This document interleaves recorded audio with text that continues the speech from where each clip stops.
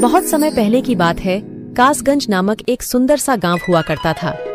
उस गांव में एक लकड़हारा रहता था जिसका नाम रामू था। रामू बहुत ही ईमानदार और मेहनती था। वह हमेशा अपने काम से खुश रहता था। उसके पास ज्यादा पैसे नहीं थे, लेकिन वह अपनी जिंदगी से संतुष्ट था। रामू के परिवार में उसकी पत्नी और उसके 2 बच्चे थे।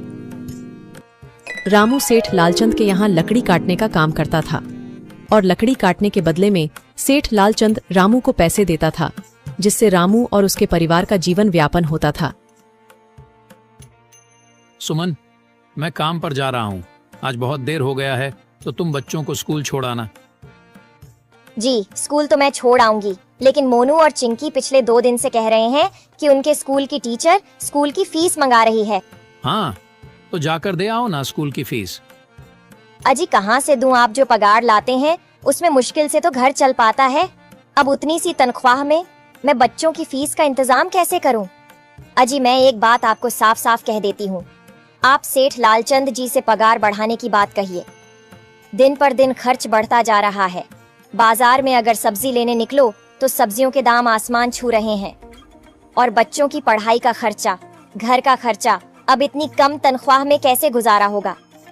ठीक है, मैं आज ही सेठ जी से थोड़ा पगार बढ़ाने की बात करता हूँ। इतना कहकर रामू काम पर चला जाता है।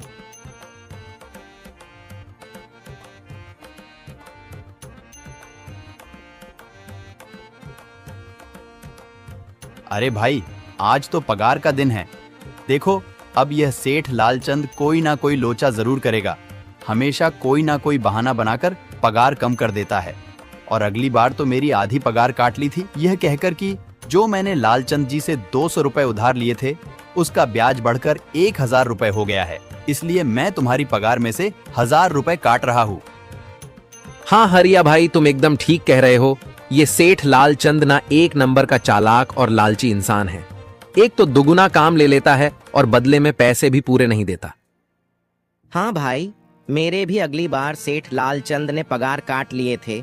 मैंने बस 2 छुट्टी ली थी जब मेरी बिटिया बहुत बीमार थी, और इस लालचंद ने इस बात का फायदा उठाकर मेरी पूरी आधी पगार काट ली। हे भगवान, बस सेठ जी इस बार मेरी पूरी पगार दे दें। बच्चों के स्कूल की फीस भी भरनी है। ऐसे सभी लकड़हारे अपने काम पर लग जाते हैं। काम करने के बाद सेठ लालचंद के पास जाते हैं। सेठ जी, महीना पूरा हो गया है, हमें हमारी तनख्वाह दे दीजिए। देखो भाइयों, अभी मेरे पास तुम्हें देने के लिए पैसे नहीं है। अभी माल नहीं बिका है, सारा माल गोदाम में ही पड़ा हुआ है। कल या परसों तक तुम्हें तुम्हारी तनख्वाह मिल जाएगी। पर सेठ जी, अभी हमारे पास बिल्कुल पैसे नहीं बचे हैं। घर का भी सामान लाना है, बच्चों की फीस भरनी है। अरे मैंने कहा तो सही, 1-2 दिन और रुक जाओ, कल या परसों तक पैसे मिल जाएंगे। अभी मेरे पास पैसे नहीं है। सभी लकड़हारे निराश मन से अपने अपने घर आ जाते हैं। अजी क्या हुआ? इस बार कितना पगार मिला है? सुमन, अभी कोई पगार नहीं मिला। सेठ जी ने कहा है कि 1-2 दिन में पगार मिल जाएगा। पगार नहीं मिला? आपको तो पता है ना, बच्चों की फीस भरनी है।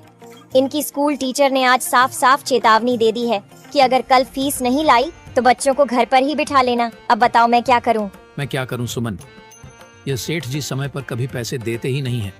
अब तो बस हम इंतजार के सिवा और कुछ नहीं कर सकते। 1-2 दिन की बात है, देख लेते हैं। ऐसे ही 2 दिन गुजर जाते हैं। 2 दिन बाद सेठ लालचंद सबको पगार देता है। अरे हरिया, ये ले अपनी इस महीने की पगार। सेठ जी, यह तो बस 2000 है। मैंने तो इस महीने 3000 तक का काम किया है। हाँ, काम तो किया है, लेकिन तूने 1-1 घंटे आराम भी तो किया है। ये पैसे उसी आराम के कांटे हैं। पर सेठ जी, आपने तो कहा था 8 घंटे काम के महीने में 3000 मिलेंगे, और मैंने तो 8 घंटे काम किया और 1 घंटे आराम। देख हरिया, मुझे ज्यादा हिसाब किताब ना समझा। ये 2000 रख, अगर चाहिए तो, और अगर नहीं चाहिए तो कहीं और काम ढूंढ ले। बेचारे हरिया के पास उन पैसे को लेने की सिवाय और कोई रास्ता नहीं था। हरिया चुपचाप वह पैसे रख लेता है। रामू, ये लो तुम्हारे 2500 रुपए।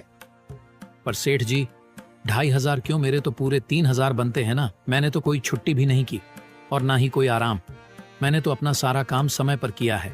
हाँ, समय पर तो किया है, पर इस समय बाजार में लकड़ियों का दाम काफी सस्ता हो गया है। इस वजह से अभी तुम्हें भी पगार कम ही मिलेगी जब तक लकड़ियों का दाम नहीं बढ़ता। पर सेठ जी, बात तो 3,000 की हुई थी ना, अब 2,500 में मैं कैसे घर चलाऊंगा? बच्चों की स्कूल की फीस भी भरनी है सेठ जी। इस बार आप पूरे पैसे दे दीजिए। 2,500 ही मिलेंगे तुझे। यहाँ काम करना है तो कर, वरना कहीं और काम ढूंढ ले। बेचारे हरिया के पास उन पैसे को लेने के सिवाय और कोई रास्ता नहीं था।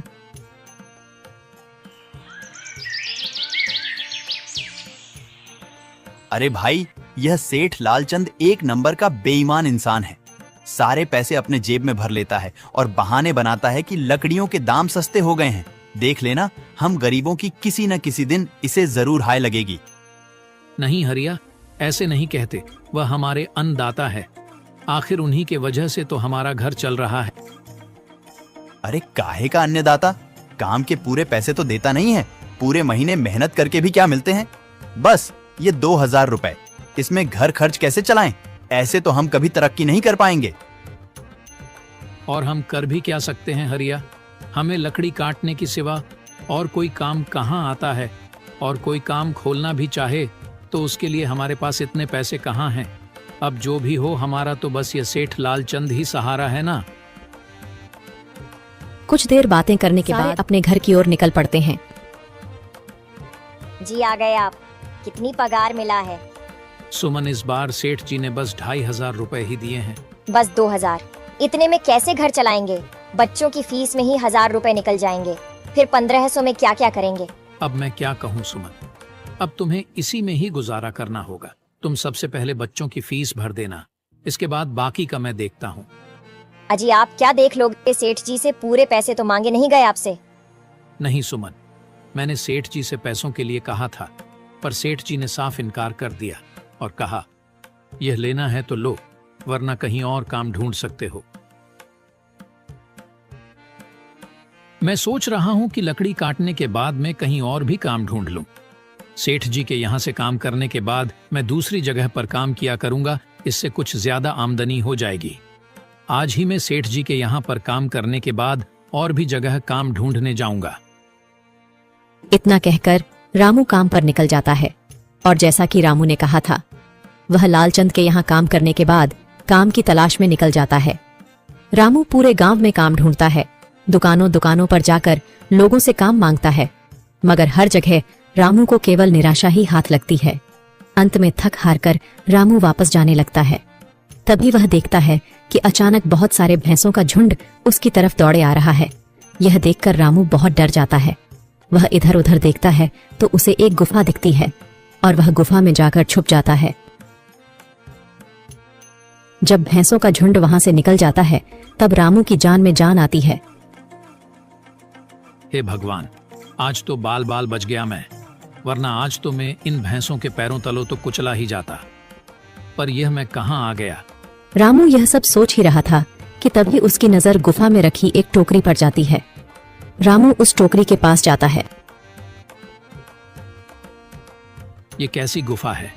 ये कैसी टोकरी यहाँ पड़ी है? इसे मैं घर ले जाता हूँ, सामान रखने के काम आ जाएगी। रामू जैसे ही उस टोकरी को हाथ लगाता है, गुफा में से एक आवाज आती है, रुक जाओ, इसे छूने की कोशिश मत करो। यह आवाज सुनकर रामू एकदम पीछे हट जाता है। तभी गुफा में एक जिन्न प्रकट हो जाता है और वह रामू से कहता है, कौन हो तुम और मेरी गुफा में क्या कर रहे हो? मुझे माफ करना, आप जो भी हो। कुछ भैंसों का झुंड मेरे पीछे पड़ गया था और उनसे बचने के लिए मैं इस गुफा में आकर छिप गया और फिर मेरी नजर इस टोकरी पर गई। माफ कीजिए, मुझे लगा यहाँ कोई नहीं है तो यह टोकरी किसी की नहीं होगी, इसलिए मैंने इसे छुआ। रामू, तुम्हें डरने की जरूरत नहीं है। मैं तुम्हारे बारे में सब जानता हूँ। मेरी नजर एक बार भी जिस पर पड़ जाती है, मैं उसका इतिहास अपनी खुली आंखों से देख सकता हूँ। पर आप है कौन और आप इतने विचित्र क्यों दिखाई पड़ रहे हैं? आप अपना परिचय दीजिए। कौन है आप? मैं एक जिन हूँ और मैं कई सालों से इस गुफा की रक्षा कर रहा हूँ। यह गुफा मेरे पूर्वजों की है। इस गुफा में केवल वही इंसान घुस सकता है जिसका मन बिल्कुल पवित्र हो।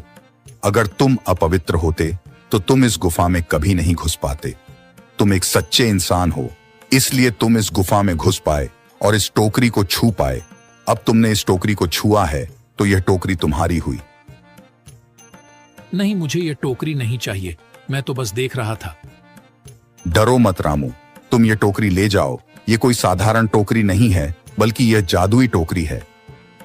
जादुई टोकरी? क्या यह वही जादुई टोकरी है जिसके बारे में हमारी दादी कहानी सुनाई करती थी कि किसी गांव में एक जादुई टोकरी हुआ करती थी और वह सबकी इच्छाएं पूरी करती थी? हाँ रामू, ये वही जादुई टोकरी है। अब तुम इस टोकरी के मालिक हो। तुम इसके इस्तेमाल से अपनी स्थिति सुधार सकते हो, पर याद रखना, तुम जो भी वस्तु इस टोकरी में एक बार डालोगे वह चीज ही तुम्हें बार बार इस टोकरी में डालनी होगी। इसके अलावा तुम और दूसरी कोई चीज इस टोकरी में नहीं डाल सकते। अगर तुमने ऐसा किया तो इसका परिणाम तुम्हें ही भुगतना होगा।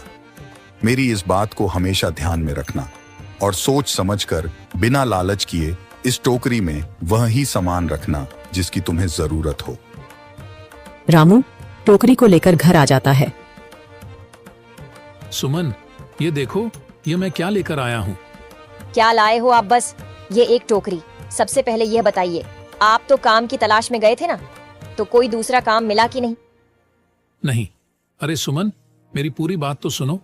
ये कोई ऐसी वैसी टोकरी नहीं है, बल्कि यह एक जादुई टोकरी है। रामू सुमन को वह सारी घटना के बारे में बताता है जो उसके साथ हुई। अच्छा, तो आपका कहने का मतलब है कि इस टोकरी में हमें कोई ऐसी चीज डालनी होगी जिसकी हमें सबसे ज्यादा जरूरत हो। हाँ सुमन, हमें सोच समझकर ही इसमें कोई चीज डालनी होगी। रामू थोड़ी देर सोचता है, फिर उसका ध्यान उन लकड़ियों पर जाता है जो एक बार उसने सुमन को रखने को दी थी। सुमन, तुम्हें याद है, एक बार मैं जंगलों में लकड़ियां काटने गया था तो मुझे एक चंदन की लकड़ी मिली थी और वह मैंने तुम्हें लाकर दे दी थी। हाँ, दी तो थी। तो तुम उस लकड़ी को ले आओ। हम उस चंदन की लकड़ी को ही इसमें डालेंगे और उस लकड़ी से अपना एक व्यापार शुरू करेंगे। सुमन चंदन की लकड़ी को ले आती है और उसे टोकरी में डाल देती है। वह जैसे ही चंदन की लकड़ी उस टोकरी में डालते हैं, उसमें कई सारी लकड़ियां आ जाती हैं। अरे वह, यह तो चमत्कार ही हो गया। ये देखिए, कितनी सारी चंदन की लकड़ियां हो गई। अगर आप इसको बेचेंगे तो इससे काफी अच्छे पैसे मिलेंगे। हाँ राधा, मैं कल सुबह बाजार जाकर इनको बेच आऊंगा और जो पैसे मिलेंगे उससे हम अपने मोनू और चिंकी के स्कूल की फीस भर देंगे और बाकी बचे पैसों को संभाल कर रख लेंगे। अगले दिन रामू लालचंद सेठ के यहाँ काम पर न जाकर चंदन की लकड़ियों को बेचने के लिए बाजार की ओर निकल पड़ता है। वहाँ पर रामू चंदन की लकड़ियों को बहुत ही कम दामों में बेचा, जिसकी वजह से आम लोगों के साथ साथ बड़े व्यापारियों ने भी रामू से चंदन की लकड़ियां खरीदी। लकड़ियों को बेचकर रामू को काफी अच्छे पैसे मिले। पैसों को लेकर चंदन घर आ जाता है। ये देखो सुमन, उन लकड़ियों को बेचकर मुझे कितने सारे पैसे मिले हैं। ये लो कुछ पैसे, इससे तुम कल मोनू और चिंकी के स्कूल के फीस भर देना। अच्छा, तो मैं काम पर जाता हूँ।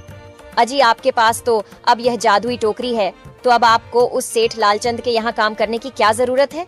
हाँ सुमन, मैं सेठ लालचंद जी के यहाँ काम पर नहीं जा रहा, बल्कि मैं तो वहां पर जो काम कर रहे बाकी के लकड़हारे हैं उन्हें ये खुशी की खबर देने जा रहा हूँ, क्योंकि सेठ लालचंद जी से मेरे साथ साथ वह लकड़हारे भी बहुत परेशान थे। इसलिए अगर मेरा भला हो रहा है तो क्यों ना मैं उन सभी का भला करूं। वह सभी बहुत ईमानदार लकड़हारे हैं, वह सभी बहुत मेहनत से काम करते हैं, मगर लालचंद ने कभी भी उनको उनकी मेहनत के सही पैसे नहीं दिए। इसलिए मैंने सोचा है क्यों ना मैं उनको अपने इस काम में शामिल कर लूं। हाँ जी, बात तो आपकी बिल्कुल सही है। अगर आप सभी लोग एक साथ मिलकर काम करेंगे तो हम सब बहुत जल्द ही तरक्की हासिल कर लेंगे।